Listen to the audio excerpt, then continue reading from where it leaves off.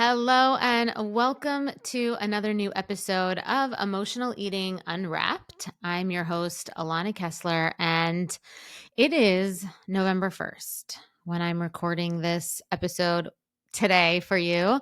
It is the first day of November, or as some people like to say, the day after Halloween. And so, if you are listening to this and you still have Halloween candy, this is your permission slip to throw out that Halloween candy. But today we're going to be talking not about Halloween candy. We're going to be talking about gut health. And we're going to talk specifically about the online obsession with gut health and with clean eating and its role in emotional eating. How gut health is something that is important to focus on, but an over focus on gut health and over focus on hormones in the sense where we end up micromanaging our diet so much that it ends up being a trigger for emotional and binge eating. That's what we're going to talk about today. So it seems to me, and as a functional dietitian, I am very, very into gut health. I think it's super important for mood, for hormone balance, for weight. Um, and whenever I coach people one on one, or even in all of my mentorship programs and everything that I do, gut health is always weaved in a way that, uh, in a way that is natural, just in the way that I present, present eating strategy to people, because ultimately, gut health, eating for gut health isn't necessarily that difficult. It's kind of just intuitive in the sense that once you connect and understand um, yourself, your hunger cues, you have a little bit of an education about nutrition as far as like nutrients go and micronutrients and a little bit about macronutrients. Like when you understand all that stuff and you have some sort of awareness of it, then gut health becomes second nature. And what I've been noticing over the last decade or so is that every time that people talk about gut health, they're selling some new trend, whether that's something related to clean eating, whether that's some sort of elimination diet or a detox, a sugar detox, something that's promising to quote unquote fix our gut issue and in turn transform our lives. And I completely get it. I totally get the appeal of having a solution to those uncomfortable feelings, whether they're physical, whether they're emotional. And it can be so enticing to want to just plug into one of these things. But here's the thing about that. While gut health is very important, as I mentioned, obsessing over clean eating can actually backfire, especially for those of us who struggle with emotional eating. And today we're going to unpack how this obsession with food purity and gut health and like this you have to eat in this particular nature can lead to restrictive behaviors and ultimately make our relationship with food even more complicated. So let's start with the health craze. What's driving the health craze? Well, the internet has given us so much information. And if we're being really honest, it's not so much information as honestly misinformation, because there's often missing information to a lot of the information that's on the internet in regards to food and our health. And gut health has become wrapped up in all of that. It's really become a trendy a trendy word that has a lot of marketing value to it. And we're constantly sold this narrative that if we just fix our gut health, we're going to feel better, we're going to lose weight, we're going to have more energy. And it becomes this promise that people have built products around. And this is a problem because the products are often they're shallow. The products are shallow. They're quick fixy, right? I remember when I first stumbled into this world of clean eating, I back, back in the 2000s, early 2000s, I bought into this because I wasn't as informed. I wasn't as, you know, just, I didn't have as much knowledge as I do now. And it was really tempting. I would think, this is it. This is what I need.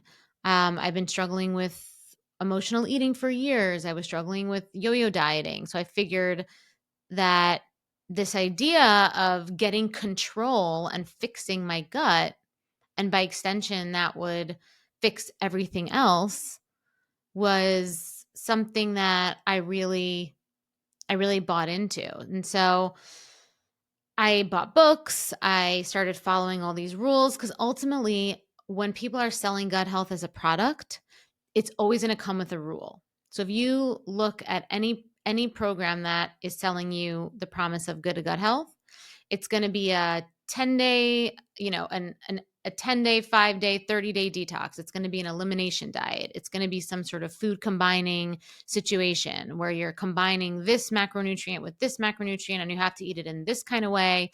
There's rules. And that's not the pathway. That's not the pathway.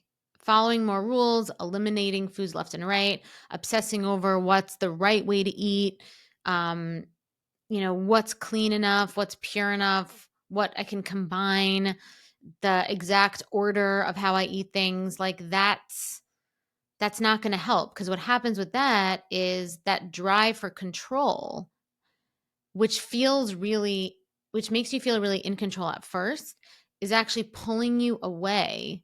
And it was pulling me away, farther away from listening to my body.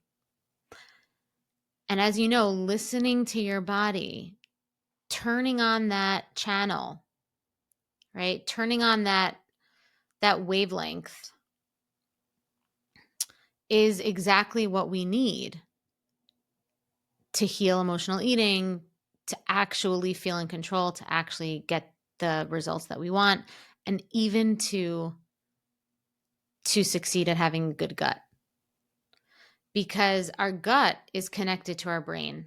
And if our brain is moving in overdrive, trying to think about all of these rules, all of these food combining, all of this clean eating, if I'm doing it right, all of the different routines and schedules that we have to follow, our brain is connected to our gut, and our gut is going to be imbalanced because our brain is imbalanced. And so when we get to a place where we balance our brain, we balance our nervous system, we feel calm, we feel relaxed, we can listen to our bodies, and we trust, that is where we get ourselves into a place for the gut to be in good health. And what happens, when we become so focused on food purity, that there's a real slippery slope between that and restrictive behaviors.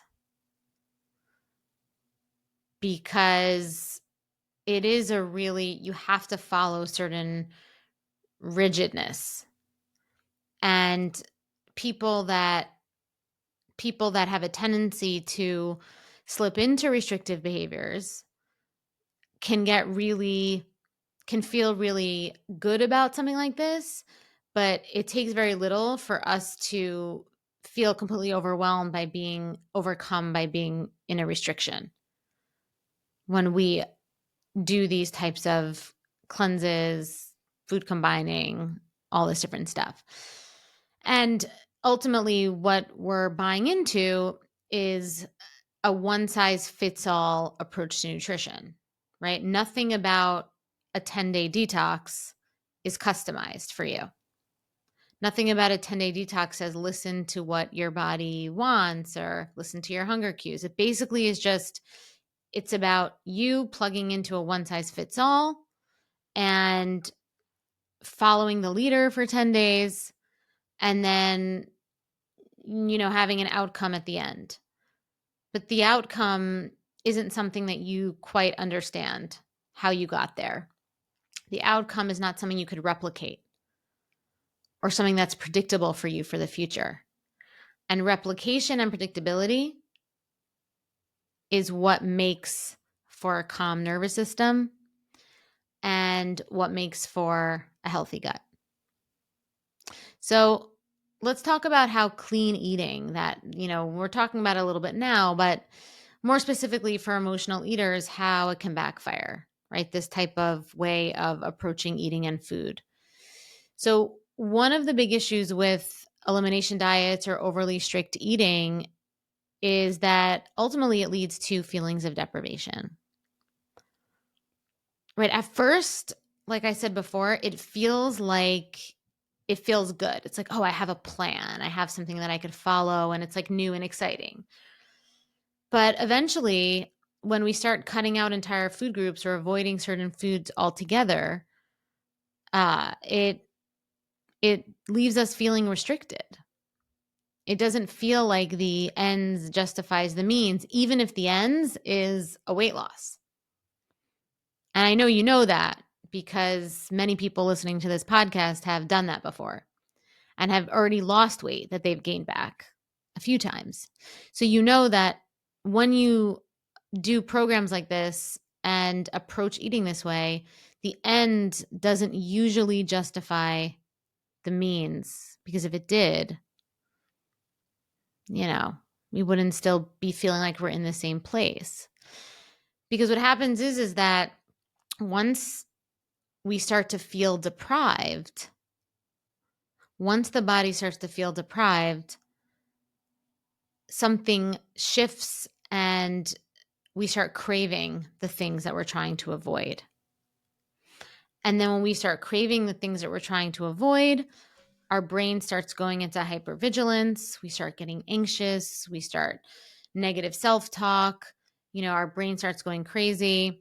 And then if we do actually give in, we feel like a failure. I know that's how I felt, right? I remember being so strict with myself. First 2 weeks, loved it, right? If it was like a month-long thing, maybe not the first 2 weeks, actually. First 5 days, loved it. That's why people do 5-day cleanses, because after 5 days, 10 days max, our bodies just start to hate us because we kind of lose that new relationship energy with we lose that new relationship energy with the diet plan or with the program. And now it's just kind of like, ugh, this is so annoying. Right? So that's why these things are 10 days, because you get the quick win before the whole house of cards starts falling down. Right? So you get the quick win. But the thing is like, after you finish the program, you feel like, oh, I'm done with the program. Now let me go back to my regularly scheduled programming. And then everything starts coming back again and you've learned nothing. You've ended up learning nothing out of that 10 days. And your body hasn't really detoxed or healed for real because you weren't in control of that process. You weren't intuitive and attuned to that process. And I remember my first situation like that, I felt like a complete failure. I felt like I had just ruined all my quote unquote progress, but the progress was a result. It wasn't a healing. And that's what I learned. That's what I learned. Ultimately, after the guilt, after the shame, that was so overwhelming for me. And when I was able to take a step back, I was able to realize that this really intense urgency and cravings that I was feeling with food, it wasn't really my fault. Especially that would happen after I had done something restrictive like this. It wasn't really my fault. It was the way that it was set up with the rules and the restriction and the obsession over good, bad, because that's essentially what that type of stuff puts you in. Right? When we're constantly worried about what we're eating, if we're doing it right, there creates so much stress and anxiety. And for so many of us, food ends up becoming both the problem and the solution to that problem. Right? It's the problem, but then we use it to make us feel better or numb or distract.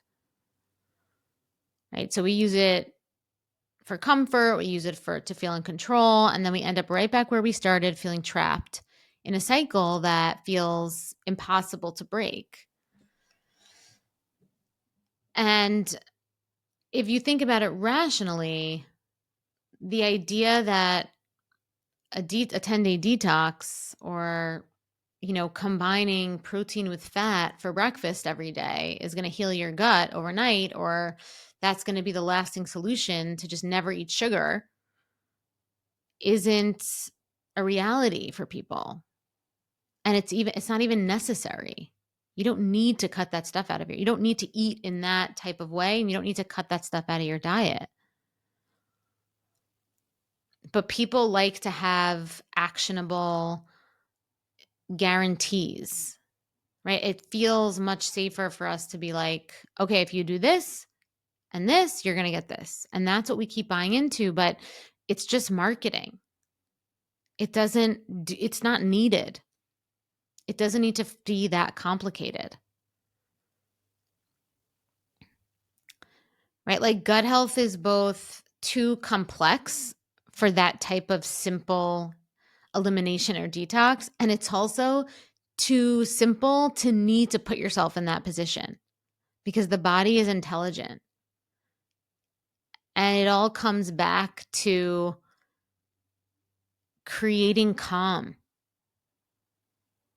in the brain gut vortex through what we like to call, not what we like to call, but what it is called, the vagus nerve.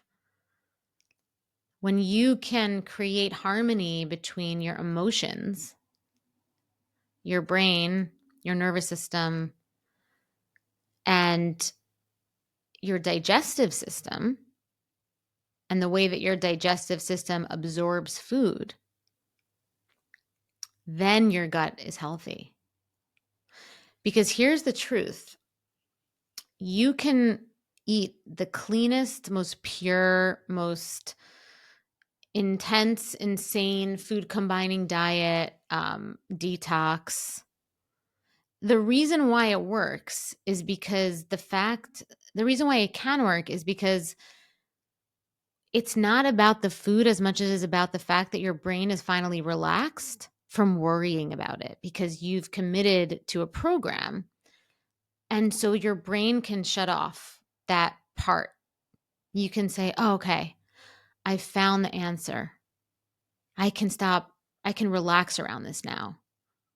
And that relaxation, though it's not true or not long term, that relaxation that lasts for 5 to 10 days is what creates the good gut health. It's even less about the cutting out sugar or cutting out whatever. It's that you've bought into something that you think is going to create a solution for you, so you've relaxed. That's why it works. Not because of some magical food combining / detox. Okay, we do not need rigid rules to support good gut health. You don't need to eliminate entire food groups. You don't need to eat at a specific time of day in a specific way. You don't need to do that.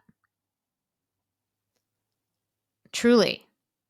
I eat so many more things now. I used to do weird things, like only have fruit in the morning and then only have this with this. And no, it was nice again for 5 days when I first started because of the new relationship energy. But then it was like, no, it didn't work.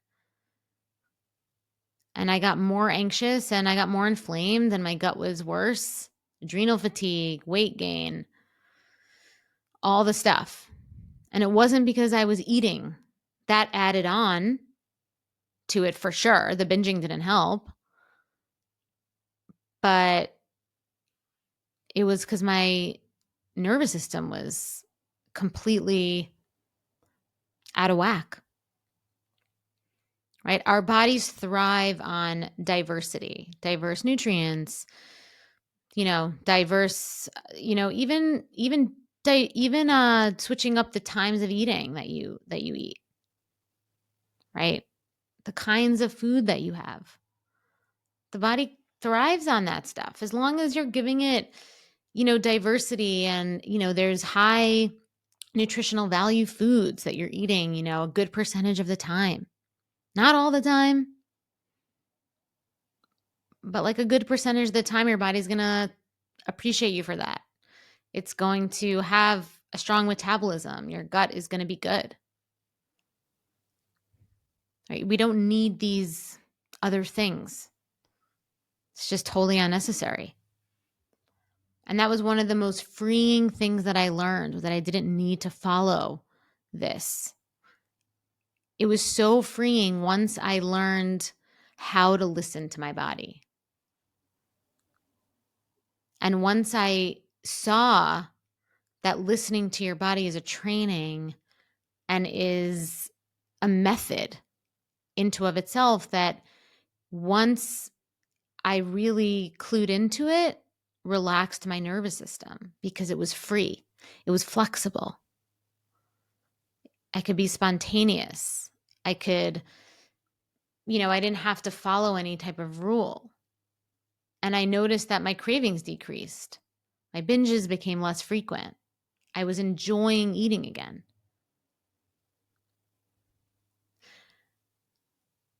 So, how do you learn how to tune into your body's signals? How do you learn to trust and get in tune with your body's hunger cues, your body's fullness cues? How do you know the difference between like a craving and I just want this and that's okay? Or, or a craving and, it's not really an ideal time for me to have this craving and I'm not going to have it, and that's not restriction. How do you know how to make those calls for yourself?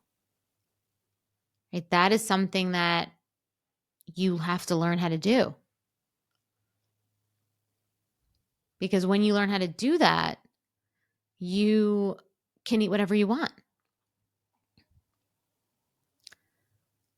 Right? And so you want to start asking yourself, like, what does my body actually want? How do I actually feel after eating this?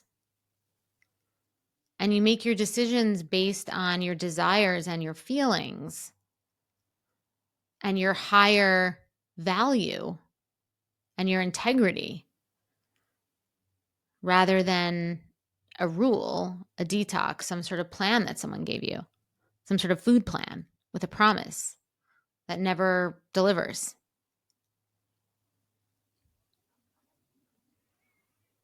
Right? Because our bodies are very smart. They're very intelligent. They want to talk to us. They want us to listen to them. They tell us when we're hungry. They tell us when we're full.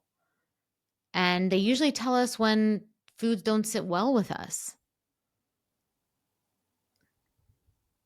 But we can't hear those signals, those messages, when we're distracted by external rules or worrying about eating perfectly, or, binging and going through that yo-yo situation. Right? We can't get online with what our bodies are saying. And so that's why it's really important that we acknowledge the role of emotional eating, and that you acknowledge the role of emotional eating in your life. And that if you are looking for, for a quick answer to solve what you consider to be the real problem, which is maybe weight gain or low energy, the real problem might not necessarily be the weight gain and figuring out a way to lose the weight. The real problem can really be the emotional eating, and focusing on fixing a problem like weight gain or low energy, instead of focusing on what is the root cause of my relationship to eating, right? Which is the more important thing to focus on, because if we just focus on the first part, which is getting a solution for what we think is a problem, we could fall into these marketing ploys of like, fix your gut and you'll lose weight. And here's how you fix your gut, right? You fall into those, those marketing things, and you can fall into obsession, and it actually distracts you from what you really need to focus on, which is what you're really feeling in your life, what you're really feeling, and what food is really covering up for you, and eating is really covering up for you. Because for me, it wasn't until I started actually addressing the, the emotional reasons behind why I was eating, or why I was feeling a certain way, why I was anxious, that I could truly find that ease, that relaxation, that calm that my body needed in order to actually release the weight, in order to allow me to go online and listen to my cues and get to that place where now I feel so free and just so confident making decisions about eating, no matter what it is, right? Like, I give myself permission to eat whatever I want. No, I don't have food like rules or a system of how I eat macros or things like that. It just doesn't happen for me anymore. Right? So if you find yourself caught up in this clean eating craze, or feel like, you've gotten you've gotten sucked into this like gut health thing as something that you've become obsessed with, take this as your permission slip to step back from that. You don't need to follow every trend. You don't need to restrict yourself or have some program to follow with, like, completely made up rules of timings of eating and cut out this and cut out that. You don't need to do that. Right? It's so much simpler than that. Right? It's going online and listening to, going on, like, not on the internet, but it's turning on the antenna to listen to yourself, listen to your cues, have a daily conversation with yourself about your feelings, understand, you know, understand the connection between your desire to eat and what's going on internally. And this is how you're going to heal. This is how you create a sustainable, joyful relationship to food and eating. And once you have that, if weight loss is your goal, it effortlessly comes off. Effortlessly comes off. All right, so that is all I have for you today. And as always, have an amazing, amazing week. And remember that whatever you're working towards, however you want to feel in your life, you could do it. You are worth it. And if you're listening to this on Apple, Spotify, please rate us, leave a review. It really helps us with the algorithm. If you're watching on YouTube, like, subscribe, and leave a comment. And until next time, I'm Alana, and thank you for listening to Emotional Eating Unwrapped.